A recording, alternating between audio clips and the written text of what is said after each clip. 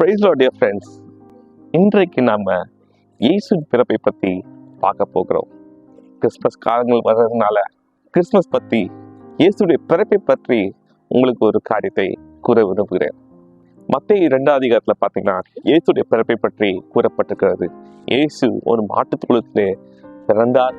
தூதர்கள் மேய்ப்பர்களுக்கு செய்தியை சொன்னார்கள். ஆனால் எந்த செய்தியும் தெரியாமல் சாஸ்திரிகள் வெகு தூரத்திலிருந்து நட்சத்திரத்தை பார்த்து அறிந்து அவர்கள் இயேசுவை பார்க்க வந்தார்கள். வந்தது மட்டும் இல்லாமல் 3 பொக்கிஷங்களை இயேசுக்கு வழங்கினார்கள். 1 பொன், 2வது தூப வர்க்கம், 3வது வெள்ளைப்போளம். ஒவ்வொன்றுக்கும் ஒரு அர்த்தம் ஒன்று. முதலாவது பொன் எடுத்துக்கொண்டோம் என்றால் அது இயேசுடைய பிறப்பை குறிக்கிறது. ஒரு ராஜாவின் பிறப்பை குறிக்கிறது. இயேசு ராஜாதி ராஜா, மகாராஜா, இந்த பூமியை அரசாள போகிறவர். அப்படிப்பட்டவர் ஒரு சாதாரண மனித ரூபத்தை எடுத்து அவர் இந்த உலகத்தை அவர் தோன்றி அவர் பிறந்தார். 2வதாக தூபவர்க்கம். தூபவர்க்கம் நாம் பார்த்தோம் என்றால் அது எதை குறிக்கிறது? நறுமணத்தை குறிக்கிறது. அவர் வாழ்க்கை நறுமணமா இருந்தது. தூபவர்க்கம் இயேசுடைய வாழ்க்கையை குறிக்கிறது. அவர் பிறந்தார், அவர் பிறக்க மட்டும் இல்லை, அவர் ஊழியம் செய்தார். 3.5 ஆண்டுகள் ஊழியம் செய்தார். அநேகருக்கு அவர் அற்புதங்களை செய்தார். வசனம் சொல்கிறது அவர் நன்மை செய்கிறவராகவே சுற்றி திரிந்தார் என்று. அவர் மூலமாய் அற்புதங்கள் நடந்தன. அவர் மூலமாய் அடையாளங்கள் நடந்தன. காற்றும் கடலும் அவர் பேச்சுக்கு செவி சாய்த்தது. அவர் மூலமாக அநேக பேர் வியாதியிலிருந்து விடுதலை பெற்றார்கள். சுகவீனத்திலிருந்து சுகம் பெற்றார்கள்.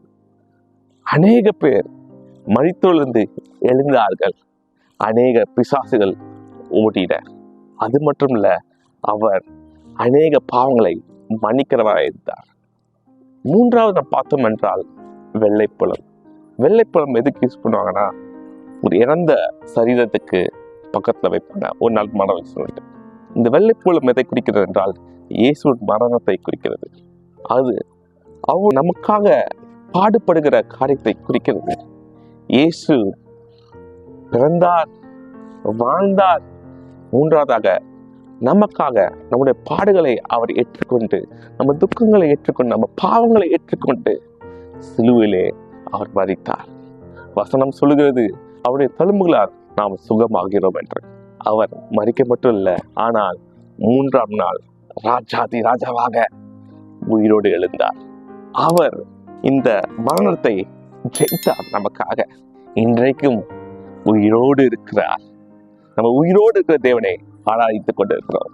இயேசு பிறப்புக்கு இந்த 3 அடையாளங்களை அவர்கள் பொக்கிஷமாக சாஸ்திரிகள் கொடுத்தார்கள். இன்றைக்கும் நம் வாழ்க்கையில இயேசு பிறப்பார்.